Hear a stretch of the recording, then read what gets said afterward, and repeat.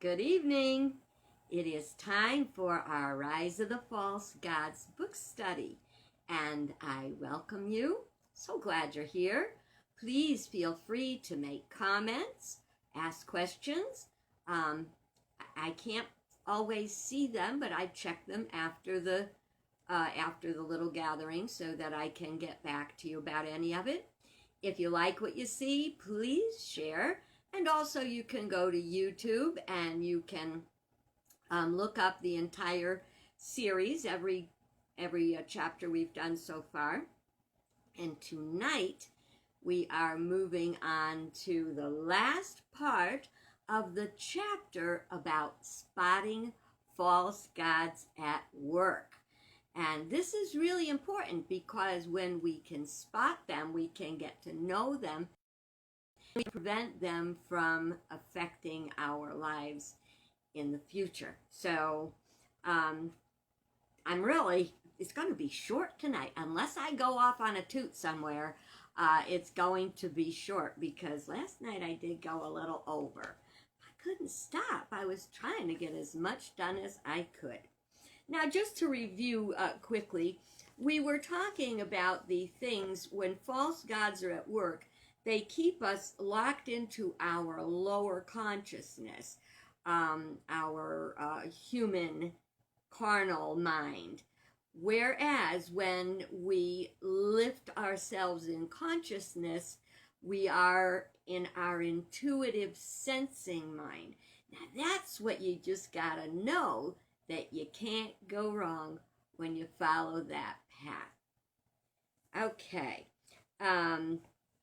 So I just kind of rushed through the end of yesterday so much, I just want to kind of review it a little bit. I said we don't want to have anything that tends to divide or separate us. I want to look at that in two levels. To divide and separate can be two different things. It can be amongst each other. It can be country against country. It can be earthlings against aliens, if we wish to look at that. It can also be the dividing of our lower consciousness from our upper. We're not about dividing it. We're about transforming it. But we have to remember, at one point or the other, somebody's kind of driving the car. It's always best we'll get to our destination if we let our higher consciousness be at work. Okay, so when we say, does that separate us or does that unite us? We can look at that in every single aspect and circumstance in our life. Okay, so I'm beginning on the top of page 92, and separate or unite. Individual citizens are at increased of gun violence. That's where we were leaving off last night. We briefly touched on the Las Vegas shooting, that 50 people were killed, and 50 or 59 people were killed, and 500 injured. And that was needlessly, now here's the thing that we want to watch out for. You can take it or leave it. We have to look out for the thoughts we hold in mind. And if we find our thoughts going in an unhealthy direction, we have to stop it right there. I remember when I was going through my second divorce. I could not believe I had screwed up twice. Now, I gotta tell you, it wasn't like God wasn't throwing down red flags all over the place for me. I just wanted to be married so badly that I ignored those red flags. You know, if God's throwing you a red flag, you want to really pay attention because that red flag is for your highest good. So at that time, I worked at, you probably, even people in Connecticut probably don't remember it anymore, but there was a place called Wilford Academy in Hartford, and it was a beauty school. Maybe it's still there, I don't know. But I used to work there, and I worked with a wonderful woman who is a friend of mine named Florence. I'm so happy to say that I still am in contact with Florence, not as often as I'd like to be, but I am in contact. And every once in a while, Florence would see me kind of gazing off into nowhere with a look of distress, sitting at my desk, and she'd walk by and she would come in and she would slam her hand on the desk. I'm not talking about tap it. She'd go, "Stop it." And I didn't mean that for you, baby. But what she would do is she would jar my mind out of the rut of misery and unhappiness it had fallen into. And I thank her for this to this day. And that was metaphysical, because she got my mind off of the stuff that was just keeping me negative, and she put me in a positive space. And so I do thank her for that. You know, sometimes someone can be in your life, in your day-to-day life, for a very brief period, or you can have this one moment in time where they change your life dramatically. You know what? You're never too broke to pay attention. So always pay attention. Okay, so I was talking about where the mind goes and the energy flows, and that could be misery, it could be temptation, it could be fear of your health. Anywhere that is negative, where your mind goes, the energy is going to flow. And if you don't stop the flow, you're going to manifest something you don't want. And that can be disease. Think about the word disease, dis-ease. Charles Fillmore, co-founder of Unity, said it is the mind of peace that precedes all healing. So we want to get to that place of peace and stay there, whether it's relationships that have to be healed, or our life, our finances, our world situation. Believe me, every single person helps. And I really hope that you are absorbing the things I'm trying to share here. Not because I think I'm so smart and I know more than you and anything. It's simply that I'm sharing the things that changed my life and made it so much better.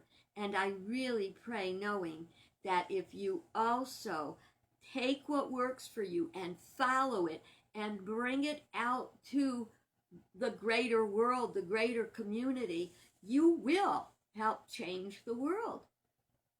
You can do it. You know, in the church, when I had my actual physical church, our mission statement was to learn, live, and share the powerful spiritual principles taught by Jesus Christ. They are powerful principles, and they can change the world. If you change your mind, you can change your life. You can keep staring at that cake that you're trying not to eat, but the longer you stare at it, the faster you're going to eat it. You know, when I would go out to dinner, one of the things that I typically would do, and I know a lot of people won't do this because they say it doesn't have any class, and I don't care where I am, I will ask, if I've got a very generous portion of food, I will ask when the food gets brought to the table, "Oh, would you please get me a to-go box, because I know I can't finish all this." Then I get it out of sight. Out of sight, out of mind. Where the mind goes, energy flows, and manifestation follows. I had a big battle with that tonight, because I made an amazing shepherd's pie. I've been meaning to make it, and so I said, you know, you just have to do that. If you don't use up those potatoes, they're going to go grow roots on you, and you're going to have to throw them out. So I made with veggie burger and vegetables, and topped it with mashed potatoes, and then I topped that with some shredded cheddar cheese. And then I topped that with some crispy fried onion things, French's onions. Oh, that was so good. It was so good. And I made it specifically so that I would have enough to, feed me a few days. Because I'm like, I can eat the same thing over and over and over till it's gone. Very rarely do I get sick of something before it's gone. And I love that I do my cooking once and eat it for a few days. So I had to take that stuff and get it out of my sight, so that once it's out of my sight, I'm not going to be thinking about eating it, especially when it's delicious. You go, just a little bit more, just a little bit more. And then a few minutes later, you're going, oh my God, what have I done? Where the mind goes, energy flows, and manifestation follows. Where are people's minds going with all the gun violence and everything? We talked about the lady who actually accidentally shot her own child the other night. Why do you think you need a gun with you at all times during day-to-day life? I don't think that's what God had in mind when he gave us a beautiful planet and said, there, go forth and multiply. He didn't mean to destroy each other. There is something very true about thou shalt not kill. So where's the mind going? It's very hard to find television programs and movies that are not filled with violence or sex. Again, there's nothing wrong with sex. It ain't what you got, it's what you do with it, okay? Ultimately, right use of such a powerful thing can bond you and can make your relationship strong. And if it is not, if it is just thrown around with, what's that word? Promiscuity. If promiscuity really hurts because people, I do spiritual counseling as a minister. I do pastoral counseling. And the people who think you can just toss it around like it's nothing, it's so devalued that you don't get the benefit out of it. So that's a little food for thought. Okay, what will the ultimate impact of the whole be? If we continue to hold violent thoughts, there's a lot of stuff going on out there right now. It's getting worse and worse. And that means our thoughts are on vengeance. Our thoughts are on anger. We've got two types of, I think they're hormones. We've got adrenaline and we've got endorphins. And endorphins are happy hormones. And adrenaline is an exciting hormone, but it is also, it's fight or flight. So some people live on the adrenaline, the constant stirring up. And when they watch the movies, and yes, you can watch violent movies without becoming violent, but if you watch too many violent movies, you risk the possibility of getting addicted to that rush, that adrenaline rush. And that's even true with scary movies. That it's that adrenaline rush that you want. But think about this. Every time you go to the movie, it's like there's seeds going out into the air. And those seeds will take root in our minds. And where the mind goes, energy flows. We had, I know I've talked about it before, but keep in mind, because Girls Weekend happens every year, this past year we did Escape to Shangri-La. And I don't think I've ever been so ultimately moved by an experience. And I was walking to my car today because I had to go to the post office, and I thought, where the mind goes, energy flows. And I thought, I'm just going to hang on to and love those Shangri-La thoughts and feelings. Will I create the exact place? Well, I don't know, because I wouldn't trek through those snowy mountains to find it, that's for sure. But will I develop a Shangri-La state of consciousness? And consciousness is contagious, both positive and negative.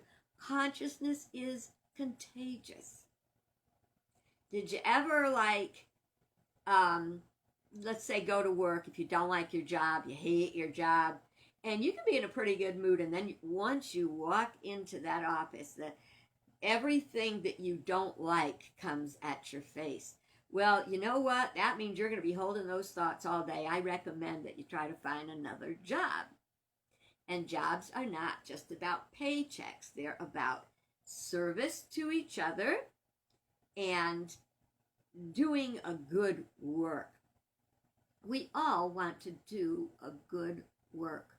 We have it in us. But, excuse me, if that good work is not getting expressed, for example, if your mom thought she'd be an attorney because it makes good money, but you really want to do something entirely different, you're not going to be happy. Excuse me. Sorry, frog in the throat.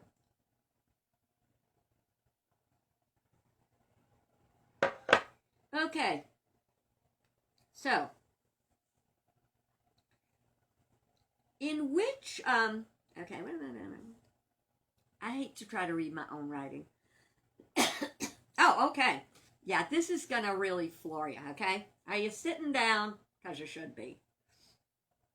It's a real wake-up call. I wrote this book between 2015 and 2018. Compare it to today. The division among people who make up the whole will be expanded. There will be increased anger and separation. We will become weaker as a country. Where were we 3 to 4 years ago? Where are we today? Where were we then? Where are we today? Is it better? Is it worse? Which quadrants of consciousness are we living in? It's tough, isn't it? Excuse me. It is my belief that fear is the root, and then engaged power. Fearing they would lose their freedom to guns, to gun access, didn't matter whether it was true or false. That might threaten them is considered a valid threat. And that now, so if people get the idea, and I've gone over this 85,000 times. First of all, I am not pro-gun. I'm just not, because they're weapons of murder. We no longer need to go out and shoot our food. And go to the gun violence archive if you want to have your eyes opened further, which you probably don't, but it's... Anyway, I don't want to take away anybody's guns, okay? So if you are a hunter, or if you are, you like to do target shooting, you know, if you going in the military, even that, I think is error. Because war is never going to bring peace. We must learn to connect with each other. And I don't know where we're headed right now, but I will tell you, in crisis, there is danger and opportunity. And as long as I'm drawing breath, I am going to be shooting. Oh, did I say shooting? Aiming toward peace and the highest good of all. That's my promise. Okay. What can we do to initiate change?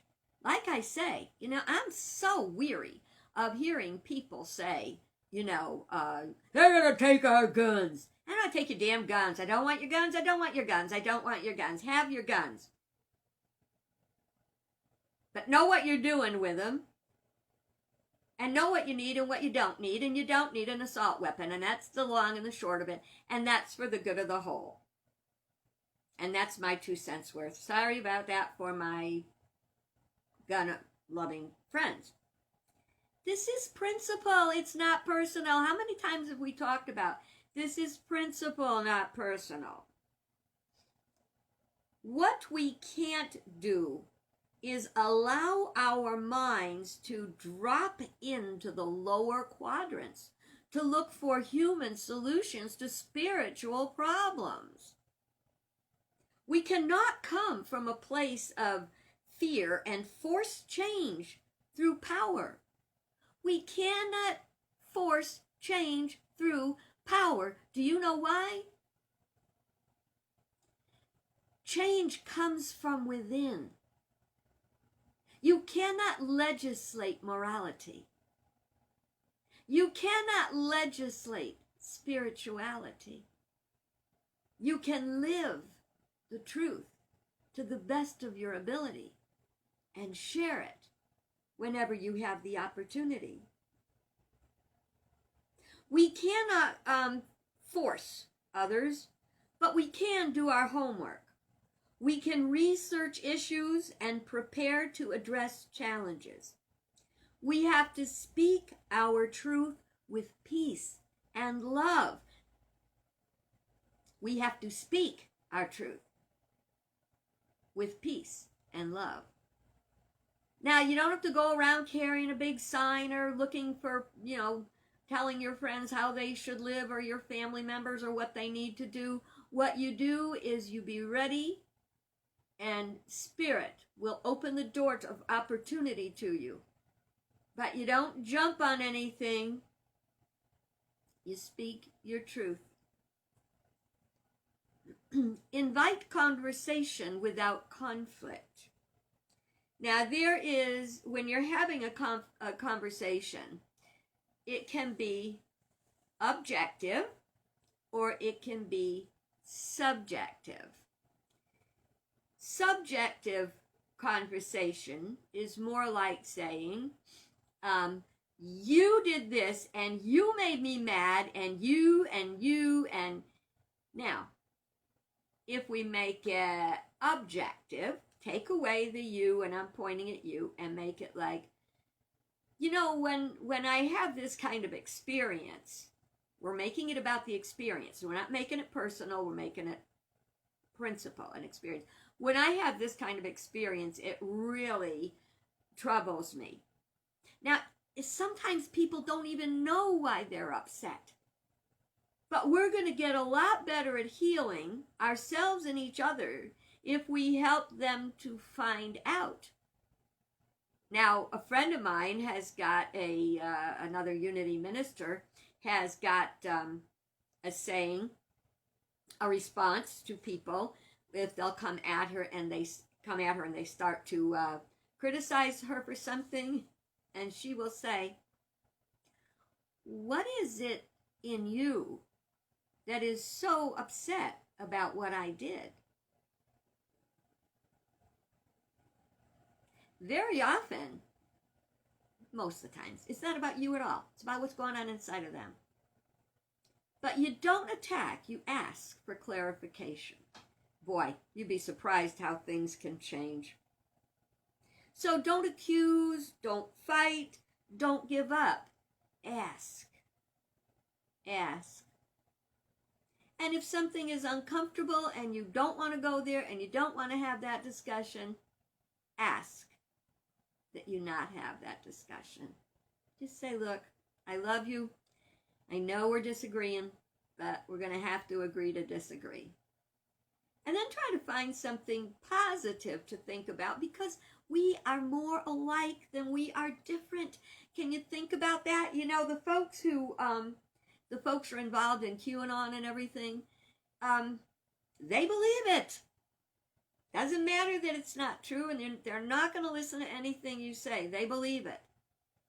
Now, if there ever comes a moment when you have a chance to have a logical conversation where you can address their thoughts and why it's important to them, what evidence they have that occurs, that opens a door. So we're either opening doors or we're closing doors. And there are times when you have to close the door and walk away, when you know that this conversation will never be healthy. We don't want those Thanksgiving dinners that get destroyed because of a political argument. Okay, in the scripture, the Psalm, 124th Psalm, verse 8, it says, "Our help is in the name of the Lord, who hath made heaven and earth."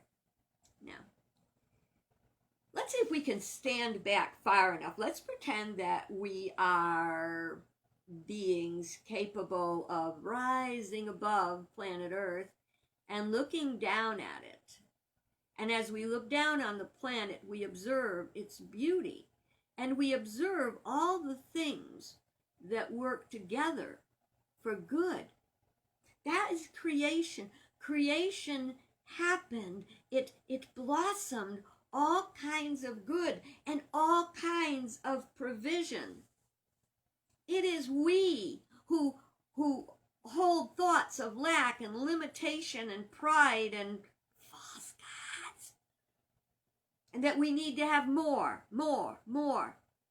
I'll tell you something. I'm so happy when I can let go of stuff, because I find this place of peace.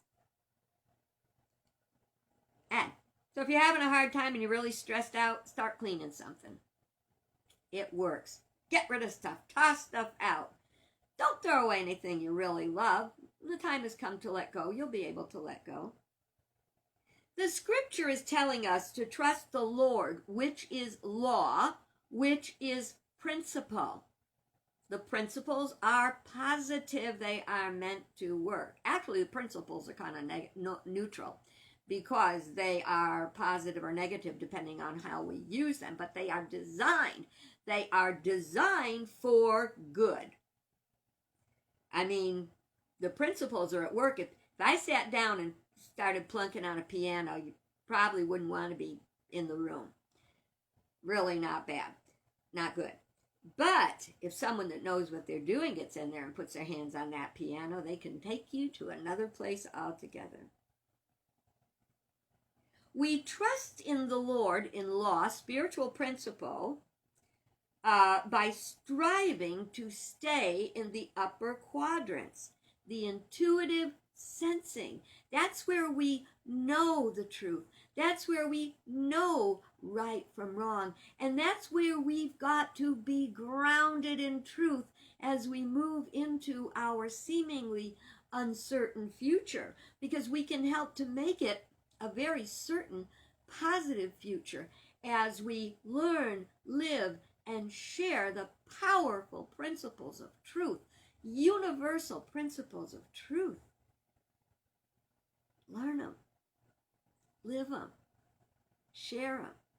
Go back and watch the previous videos if you want. That'll help you get back to it.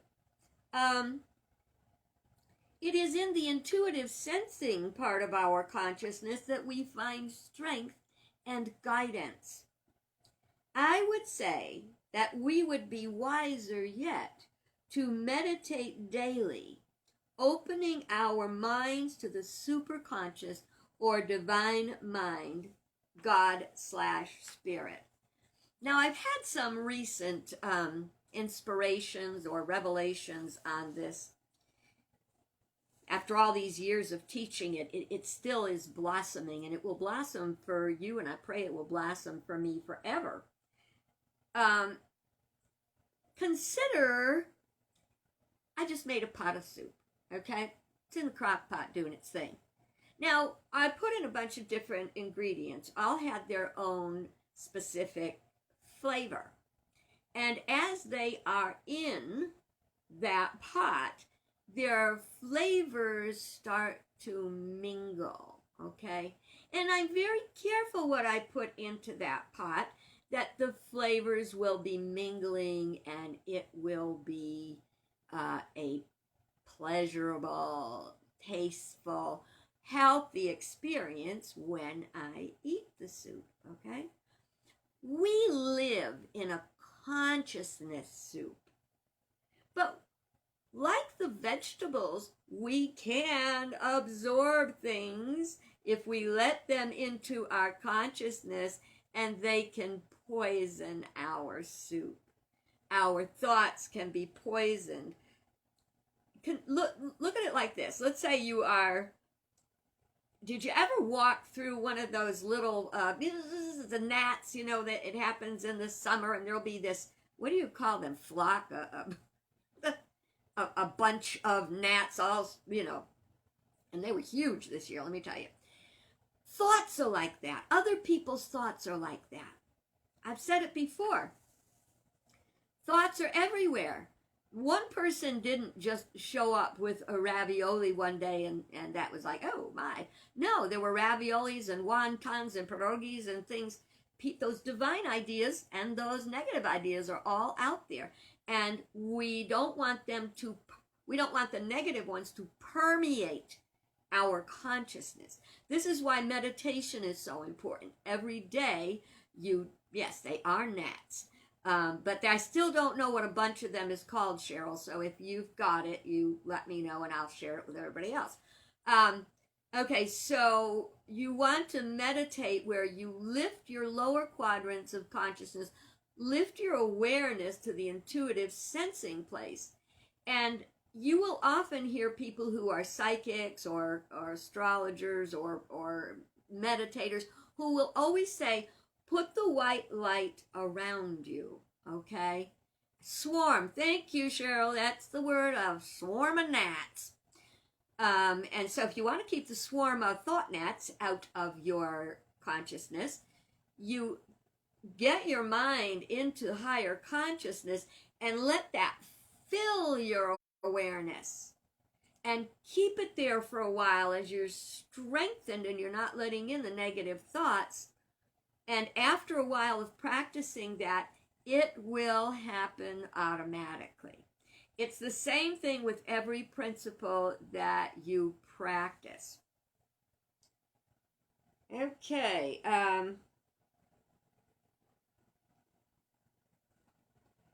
Okay, so if you want to manifest positive circumstances, you want to hold positive thoughts. It's that simple. Hold them, share them, reinforce them, speak them out loud. Yep, scriptures are, oh my God, there is so much wonderful scripture that will hold you. One of the things, everybody has certain scriptures that really caught their heart and soul and stuck. Excuse me, use them when you need them. Now, one of mine is very important. It says, Put thou, O Lord, a guard before my lips, that I may not offend. Yep, sometimes my lips run faster than my brain, but I keep that prayer. Put thou, oh God, a guard before my lips, so they're not. Another one is, I got so stuck on that one. I only think there's so many. Oh, this is where it says, "Oh Lord, you are the potter, I am the clay." And I try to get that affirmation right in my head and remember, no matter what's going on, God is shaping me into a worthy vessel to pour out wisdom from spirit. Not, it's not like, oh yeah, I'm it. No, to pour out the wisdom to share with you that your life should be better, my life should be better, and we are co-creating a world that works for all. That's Unity's tagline at this point in time. We are working together to create a world that works for all. And it's not going to be easy, but it is possible. It is not always possible to get along with everyone, to come to a point of agreement. And that's where you have to walk away peacefully and without, bless them on their way. You don't have to cuss them out and say, you'll learn, one day you'll get yours. Matter of fact, Emily Cady, who is the person that wrote one of our primary, like the Bible is Unity's primary textbook, and the next one is called Lessons in Truth.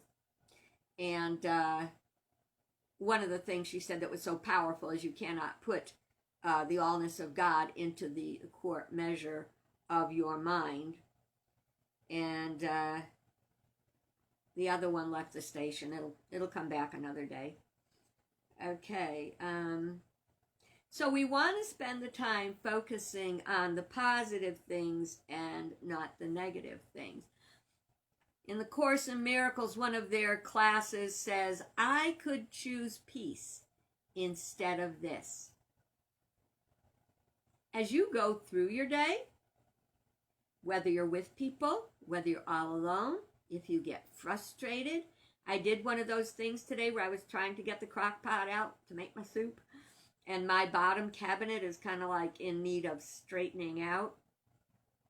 So I tried to move some things, put them over there, and then all of a sudden everything cascaded out of the cabinet. I was not a happy camper. What I have to remind myself, I could choose peace instead of this. We must unite, because united we fall. Not united we stand, divided we fall. United we stand, divided we fall. And well, I was what kind of got my brain off track, because one time, sometimes my mouth is saying one thing and my brain's already moved on to the next thing. The next thing I was going toward is that we have to unite in our consciousness, our upper and lower, to transform the lower. That the uniting, the being united is not just about us, it's about the entire world community, and one day might include aliens, you know? You never know. Okay, well, that's it for today. And I hope you got some good stuff out of that. And I do invite you to go back to YouTube and look at some of the ones that you want to see again. They all have titles, so you should kind of know what that one's going to be about. And tomorrow, Friday. No. Tomorrow, Monday, we are going to be looking at hijacked holidays. Oh my goodness, I got the hiccups.